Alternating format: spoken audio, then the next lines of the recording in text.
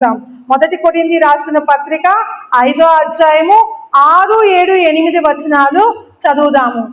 మీరు అతిశయపడుట మంచిది కాదు.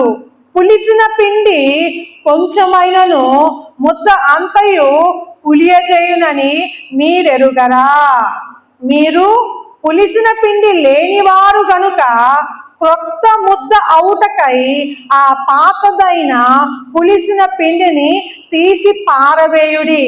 ఇంతేకాక క్రీస్తు అను మన పస్కా పశువు వధించబడెను గనుక పాతదైన పులిసిన పిండితోనైనను దుర్మార్గతయు దుష్టత్వమును పులిసిన పిండితోనైనను కాకుండా నిష్కపటమును సత్యమును పులియని రొట్టెతో పండుగ ఆచరింతుము.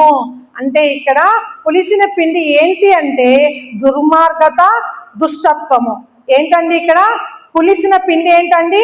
దుర్మార్గత, దుష్టత్వము.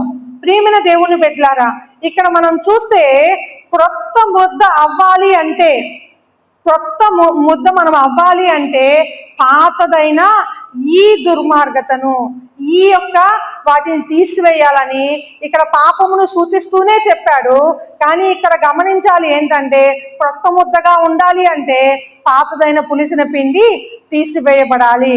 అంతేకాదు ప్రియమైన దేవుని బిడ్డలారా, బైబిల్ గ్రంథంలో ఇలాగా అనేక సందర్భాల్లో పులిసిన పిండి గురించి చెప్పబడిన ప్రతి చోట కూడా ఇక్కడ పాపం గురించే చెప్పబడుతూ వచ్చింది.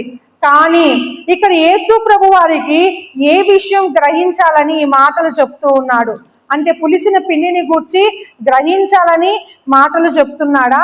మనము పులిసిన పిండిలో మనము చూసినట్లయితే మొదటిగా మనం క్రీస్తును గురించి మనం తెలుసుకోవాలి. క్రీస్తు అంటే ఏంటి? క్రీస్తు అంటే క్రిస్తోస్ అనే పదము నుంచి క్రీస్తు అనే పదము వచ్చింది. ఈ క్రిస్తోస్ అనే పదము గ్రీకు పదము. ఈ క్రీస్తు అంటే అభిషేకించబడిన వ్యక్తి, అభిషేకించబడిన వారు అని అర్థం. ప్రియమైన దేవుని బిడ్డలారా, యేసు క్రీస్తు అంటే దేవుని చేత అభిషేకించబడిన రక్షకుడైన క్రీస్తు అని అర్థం. ప్రియమైన దేవుని బిడ్డలారా, ఇక్కడ స్త్రీ మాత్రము యేసు ప్రభు వారు కాదు. ఇక్కడ స్త్రీ, ఏ స్త్రీ, పరలోక రాజ్యం ఒక స్త్రీ అని ఉంది కదా, స్త్రీ యేసు ప్రభు వారు కాదు.